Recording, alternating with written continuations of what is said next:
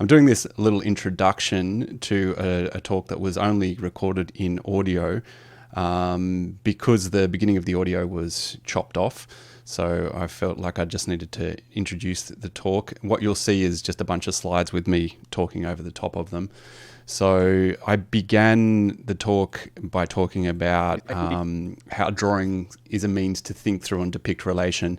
And I started by reflecting on how some of the previous talks at the symposium had certain ideas about relation embedded within them, certain ideas about thinking through and depicting relation through drawing embedded in them. So I start with a reflection on Mike Parr's talk, and then I go on to discuss the work of Joyce Hinterding. Hopefully you enjoyed this talk. Certainly, Mike Parr, his talk really brought this idea of drawing as a means to think through one's own relationship to oneself, really brought that idea to the fore. And I think also we saw in Luke's presentation how drawing can be a means to think through a relationship to a community. And so there are two ways that we can think about how drawing is this kind of relational form, a way to think about relation and depict relation. There are three other ways that I want to really focus on in relation to Joyce's work. Those three ways, the first of them is how drawing can be a way to think through relation to between our species and other species. And I think this goes back all the way through the history of drawing. We are, as Joe mentioned, going to have a broad sweep in terms of history on this panel. And I think if you go back even further than that sweep, you can see in the very early drawings on cave walls how we as a species have used mark making to think through our relationship to the species that surround us. So the kinds of animal drawings I'm thinking particularly on those cave walls obviously were very important for our ancestors in thinking about our relationship to the food source, those animals that we hunted, and so on.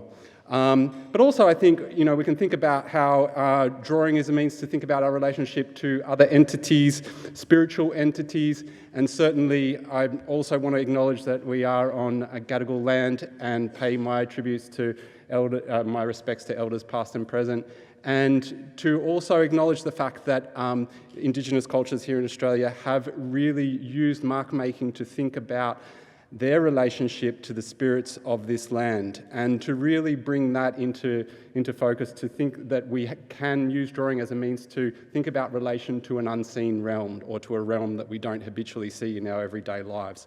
So there are different ways of thinking about relation. This is another way of thinking about relation that I want to talk about in relation to Joyce's work. That is the relationship between form and function. And as Joyce mentioned in her talk, there is this really strong relationship between form and function in Joyce's drawings. The drawing of the resistor that is also a resistor, that is this one-to-one relationship between form and function. And I think we can think more broadly about that relationship between form and function in drawing in relation to something like the drawings of a moving body, for example, how if we're trying to capture the movement of a body, we're thinking about the relationship between its form and the functioning of that body.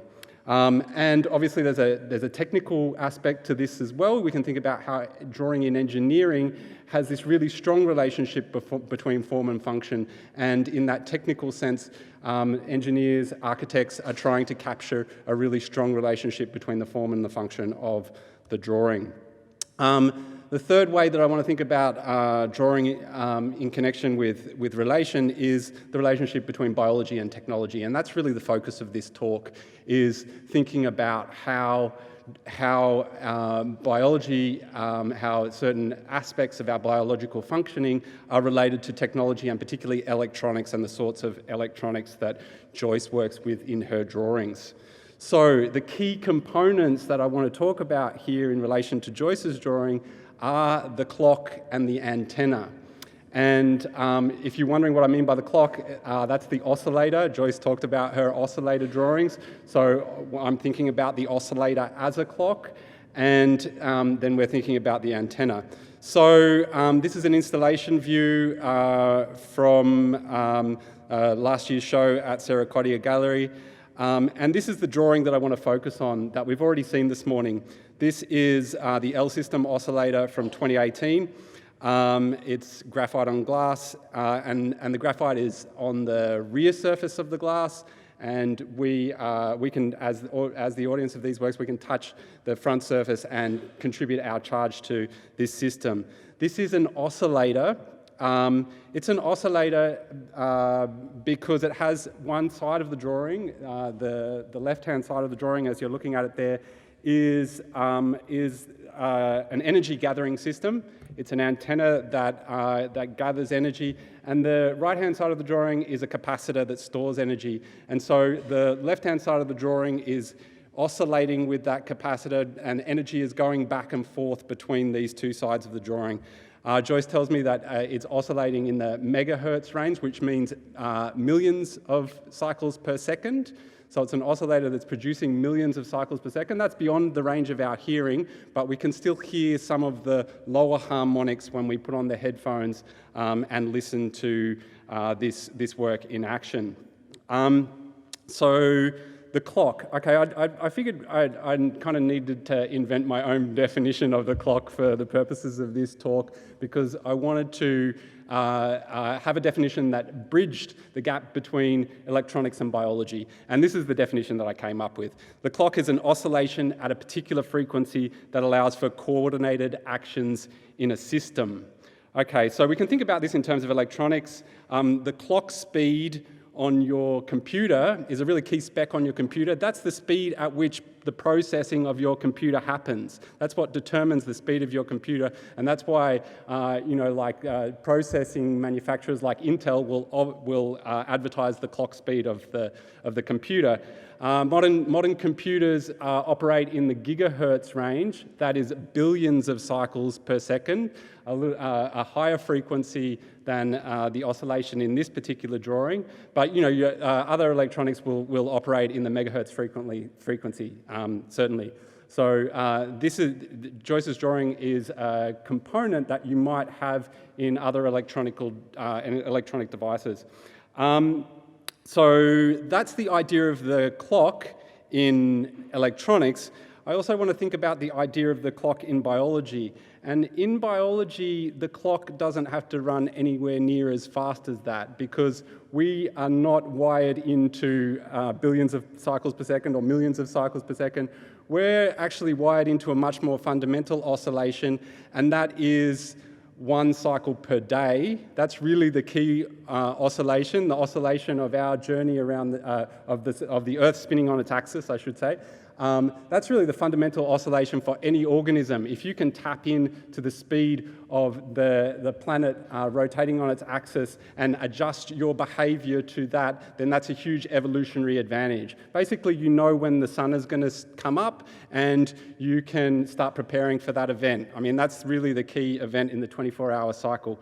So, and basically, clocks in living organisms, they use that information to trigger all sorts of processes. So if we think about the idea of the clock as oscillating at a particular frequency that allows for coordinated actions in a system, in the biological system, it's really about coordinating gene expression, coordinating cellular processes that allow for the organism to respond to that day and night cycle. And you would all know the term for this, which is circadian rhythms, and we all have a really powerful embodied sense of this when we skip time zones. That sense is jet lag, where we find ourselves out of sync with our own circadian rhythms, and it takes a little bit of time for us to reset our biological clock. So we have an embodied sense of what a biological clock is. Coming back to this, we can think about how Joyce's drawing really makes tangible the kind of clocks that are operating in all of our electronic devices. It's a way of engaging and interacting with those clocks, and of maybe listening in a little bit on what they're doing. So I also, this kind of comes to the other aspect of that, which is the biological side of clocks. And this is a French lord whose name I'm not going to attempt to pronounce. He is the inaugurator of the field of chronobiology, which is the study of the circadian rhythms of these kind of clocks in biology. And he inaugurated this field using this plant, the mimosa plant. It's the sensitive plant. You might have seen videos of this where people touch the leaves and the leaves all crinkle up. That's the plant that he used to really get this field of chronobiology going. And his experiment was to take these plants down into his wine cellar. As a French lord, I guess you have a wine cellar, right? That's part of the perks of being a lord. So he took these plants down into his wine cellar. And I guess the fact that I didn't mention there that's important is that not only do these plants crinkle up when you touch them, they also crinkle up their leaves at night time. So he took these plants down into his wine cellar, and in the complete absence of daylight, he discovered that the plants continued to crinkle up their leaves even though they were receiving no stimulus from the sun. So what this suggested to him was that these plants had an internal clock. They had a clock that wasn't dependent on receiving that light from the sun. And this inaugurated this whole field of biology that's still going up into the present day, which is trying to work out what those internal clocks are in organisms. How do those internal clocks work? So we can think about this drawing, and one thing that I didn't mention in relation to this drawing is that the forms are derived from the growth patterns of plants. So the forms for both sides of this drawing are derived from some mathematics that is describing the growth pattern of plants. So we have a drawing that is derived from plant forms that also speaks, I think, in an interesting way, obviously, back to those plant forms that inaugurated the field of chronobiology. So we have this drawing that is a clock that I think, speaks in an interesting way to the plant that inaugurated the study of clocks in biology. So that's the first link that I want to draw between the clock and the drawing and the electronic component, the biology and the electronics of the clock. And now I want to come to these guys, the inventors of the clock, maybe, and that is the Cyanobacteria. Cyanobacteria are like a really important, it's impossible to overstate the importance of these bacteria in the evolutionary history of the Earth. They have facilitated all sorts of amazing symbiotic relationships. They were the keystone species in stromatolites, which were kind of the first cities, if you want to look at it in those terms. They were kind of microbial cities, microbial communities that dominated the Earth for the first couple of billion years of life on this planet. They also produced all of the oxygen in our atmosphere in that early history of the Earth. And they have formed all of these symbiotic relationships, including with the ancestors of plants. So inside of plants, the bits that do photosynthesis inside of plants come from cyanobacteria. Everything that does photosynthesis is an evolutionary ancestor, or descendant, I should say, of these bacteria. Really important creatures.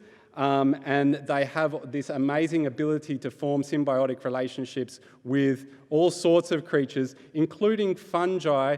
They can create symbiotic relationships with fungi, which are lichen. Lichen is one of the forms of lichen is this symbiotic relationship between cyanobacteria and fungi. So. Super important organisms. This is their clock. This is the clock that operates inside of the cyanobacteria. It is a bunch of proteins that oscillates through a process called phosphorylation. That is the addition of a tiny little piece of a protein onto these proteins, and then that subtraction. So it kind of oscillates back and forth between these states to produce the 24-hour cycle, which allows the bacteria to coordinate its behavior and coordinate patterns of gene expression. And just like Joyce's drawing, this component can exist in isolation. It can be removed out of the system and it still ticks away. They've reconstituted this clock in a test tube and it will just tick away and keep time on that 24-hour cycle. So that's the clock inside of the cyanobacteria. So we can think about how the cyanobacteria are related to the plant forms that exist within this drawing, and we can think about how in some way inside of those plant cells there are these descendants of the cyanobacteria that have their clocks ticking away, and there are all sorts of relationships that we can then think about in terms of the connection between biology and electronics there. I do want to talk a little bit about antennas. So this is my idiosyncratic definition of the antenna to join biology and electronics. The antenna is a structure that gathers certain frequencies of energy, allowing it to be used in an electrical/biological system. So obviously in your radio, this is radio frequencies that the antenna is gathering. It's gathering those frequencies, translating them into a current that is then transformed into audible frequencies within the electronic circuits of your radio. In the case, the inventors of the antenna are also likely the cyanobacteria, right? So there are antennas within the cyanobacteria. This is the bacterial antenna complex. I was really pretty excited when I discovered that bacteria have antennas inside of them. When I was thinking about Joyce's work, it was just earlier this week, I was traveling on the train, reading Wikipedia, and discovered that bacteria have antennas inside of them. So this is an image of the bacterial antenna complex. It takes photons from the sun and it does this thing. So if we think about the antenna as a structure that gathers certain frequencies of energy that can be used in an electrical or biological system, the frequencies of energy that are gathered by the antenna in cyanobacteria are those of the visible spectrum, and the color of the cyanobacteria give you some sense of the frequencies that are being gathered by this organism. That's an indication to the frequencies that are being gathered by this organism. So it takes those photons and then allows them to be transduced in a way that is similar to or analogous to what happens inside of your radio when it's receiving a radio signal. In this case, it's allowing the bacteria to be, that energy from the sun to be transduced into a form of biomass within inside of the bacteria, basically using that energy to make its body. So I'm going to end on this slide. This is the work that is actually listed. I actually changed drawings, but this is the work that is listed originally, the one that I was going to talk about. These are antennas that are created from lichen forms. So as I mentioned earlier, cyanobacteria can enter into a symbiotic relationship with lichen. And Joyce has used these lichen forms to create these antennas. So she's created these works by using a computer analysis of photographs of lichen to then derive these forms that are continuous lines that never cross over. And in that way, they function as antennas. So within these antennas, we can think about how inside of the lichen there might be cyanobacteria, and inside of that cyanobacteria are antennas. So we have this kind of fractal logic of antennas within antennas that has produced these drawings. And Joyce tells me that these lichen-derived antennas will also at some point end up in an oscillator system. So it will bring all of these pieces together that I've been talking about. So I'll leave my discussion there. I was going to go back to those initial slides that I showed at the beginning, which were those different ways of thinking about relation. I'll maybe just ask you to bring them into your mind we'll just maybe quickly rewind and think about how we can use drawing to think about our relationship between species So, and this is perhaps a key idea that I've been exploring here about how we think about how we relate to other species and what is inside of them. And I think Joyce's work really gives us a strong means to do that. Thanks very much.